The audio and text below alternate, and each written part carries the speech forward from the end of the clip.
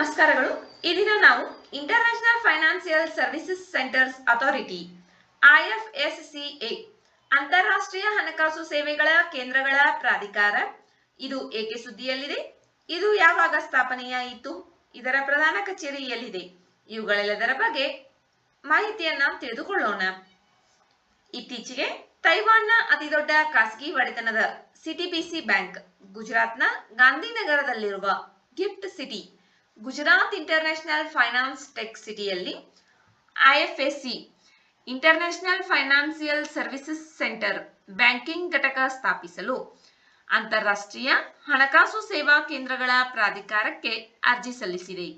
ಆದ್ದರಿಂದ IFSCA ಸುದ್ದಿಯಲ್ಲಿದೆ. ಅಂತಾರಾಷ್ಟ್ರೀಯ ಹಣಕಾಸು ಸೇವೆಗಳ ಕೇಂದ್ರಗಳ ಪ್ರಾಧಿಕಾರ ಇದು ಅಂತಾರಾಷ್ಟ್ರೀಯ ಹಣಕಾಸು ಸೇವೆಗಳ ಕೇಂದ್ರಗಳ ಪ್ರಾಧಿಕಾರ ಕಾಯ್ದೆ 2019 ಅಡಿಯಲ್ಲಿ ಸ್ಥಾಪಿಸಲಾದ ಶಾಸನಬದ್ಧ ಪ್ರಾಧಿಕಾರವಾಗಿದೆ. IFSCA ಭಾರತದಲ್ಲಿನ ಅಂತಾರಾಷ್ಟ್ರೀಯ ಹಣಕಾಸು ಸೇವೆಗಳ ಕೇಂದ್ರದಲ್ಲಿ ಹಣಕಾಸು ಉತ್ಪನ್ನಗಳು, ಹಣಕಾಸು ಸೇವೆಗಳು ಮತ್ತು ಹಣಕಾಸು ಸಂಸ್ಥೆಗಳ ಅಭಿವೃದ್ಧಿ ಮತ್ತು ನಿಯಂತ್ರಣಕ್ಕಾಗಿ ಏಕೀಕೃತ ಪ್ರಾಧಿಕಾರವಾಗಿದೆ. IFSCA ಬಲವಾದ ಜಾಗತಿಕ ಸಂಪರ್ಕವನ್ನು ಅಭಿವೃದ್ಧಿಪಡಿಸುವ ಮತ್ತು ಭಾರತೀಯ ಆರ್ಥಿಕತೆಯ ಅಗತ್ಯತೆಗಳ ಮೇಲೆ ಕೇಂದ್ರೀಕರಿಸುವ ಜೊತೆಗೆ ಇಡೀ ಪ್ರದೇಶಕ್ಕೆ ಅಂತಾರಾಷ್ಟ್ರೀಯ ಹಣಕಾಸು ವೇದಿಕೆಯಾಗಿ ಕಾರ್ಯನಿರ್ವಹಿಸುವ ಗುರಿಯನ್ನ ಹೊಂದಿದೆ. IFSCA ಸ್ಥಾಪನೆಗೆ ಮೊದಲು ದೇಶೀಯ ಹಣಕಾಸು ನಿಯಂತ್ರಕರು ಅಂದರೆ RBI, ಸೆಬಿ, ಪಿಂಚಣಿ ನಿಧಿ ನಿಯಂತ್ರಣ ಮತ್ತು ಅಭಿವೃದ್ಧಿ ಪ್ರಾಧಿಕಾರ, ವಿಮಾ ನಿಯಂತ್ರಣ ಮತ್ತು ಅಭಿವೃದ್ಧಿ ಪ್ರಾಧಿಕಾರ IFSCಯಲ್ಲಿ ವ್ಯವಹಾರವನ್ನ ನಿಯಂತ್ರಿಸುತ್ತಿದ್ದರು.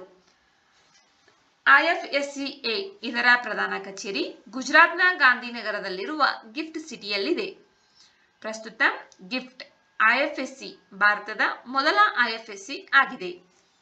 ಅಂತಾರಾಷ್ಟ್ರೀಯ ಹಣಕಾಸು ಸೇವೆಗಳ ಕೇಂದ್ರಗಳ ಪ್ರಾಧಿಕಾರದ ಸದಸ್ಯರನ್ನು ಇದರಲ್ಲಿ 9 ಜನ ಸದಸ್ಯರನ್ನ ಕೇಂದ್ರ ಸರ್ಕಾರದಿಂದ ನೇಮಕ ಮಾಡಲಾಗುತ್ತದೆ.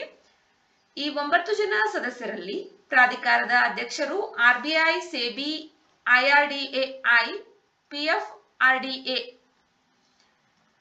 ಇವುಗಳಿಂದ ಒಬ್ಬೊಬ್ಬರು ಸದಸ್ಯರನ್ನ ಈ ಪ್ರಾಧಿಕಾರದ ಸದಸ್ಯರ ಸಮಿತಿ ಒಳಗೊಂಡಿರುತ್ತದೆ. ಹಣಕಾಸು ಸಚಿವಾಲಯದಿಂದ 2 ಸದಸ್ಯರು ನೇಮಕಗೊಳ್ಳುತ್ತಾರೆ. ಆಯ್ಕೆ ಸಮಿತಿಯ ಶಿಫಾರಸಿನ ಮೇರೆಗೆ 2 ಸದಸ್ಯರನ್ನ ನೇಮಿಸಲಾಗುತ್ತದೆ. ಈ ಎಲ್ಲಾ ಸದಸ್ಯರ ಅಧಿಕಾರ ಅವಧಿ 3 ವರ್ಷಗಳಾಗಿರುತ್ತದೆ ಮತ್ತು ಇವರು ಮರು ನೇಮಕಾತಿಗೆ ಅರ್ಹರಾಗಿರುತ್ತಾರೆ. ಅಂತಾರಾಷ್ಟ್ರೀಯ ಹಣಕಾಸು ಸೇವೆಗಳ ಕೇಂದ್ರಗಳ ಪ್ರಾಧಿಕಾರದ ಪ್ರಧಾನ ಕಚೇರಿಯು ಗುಜರಾತ್ನ ಗಿಫ್ಟ್ ಸಿಟಿಯಲ್ಲಿದೆ. Gift Gujarat international finance tech ಇದನ್ನ 2019ರಲ್ಲಿ ಸ್ಥಾಪಿಸಲಾಗಿದೆ. ಇದು ಒಂದು ಶಾಸನಬದ್ಧ ಪ್ರಾಧಿಕಾರವಾಗಿದೆ. ವಿಡಿಯೋದಲ್ಲಿರುವ ಮಾಹಿತಿ ಉಪಯುಕ್ತವೆನಿಸಿದರೆ ವಿಡಿಯೋಗೆ ಒಂದು ಲೈಕ್ ಮಾಡಿ. ಮತ್ತಷ್ಟು ಮಾಹಿತಿಗಾಗಿ ನಮ್ಮ ಚಾನೆಲ್ನಲ್ಲಿರುವ ವಿಡಿಯೋಗಳನ್ನ ವೀಕ್ಷಿಸಿ. ಮುಂಬರುವ ವಿಡಿಯೋಗಳು ಮತ್ತು ಮಾಹಿತಿಗಾಗಿ ನಮ್ಮ ಚಾನೆಲ್ ಅನ್ನು ಸಬ್ಸ್ಕ್ರೈಬ್ ಮಾಡಿಕೊಳ್ಳಿ. ನಿಮ್ಮ ಸ್ನೇಹಿತರೊಂದಿಗೆ ಹಂಚಿಕೊಳ್ಳಿ. ನಿಮ್ಮ ಅಮೂಲ್ಯವಾದ ಸಮಯವನ್ನ ನೀಡಿ ವಿಡಿಯೋವನ್ನ ವೀಕ್ಷಿಸಿದ್ದಕ್ಕಾಗಿ ಧನ್ಯವಾದಗಳು.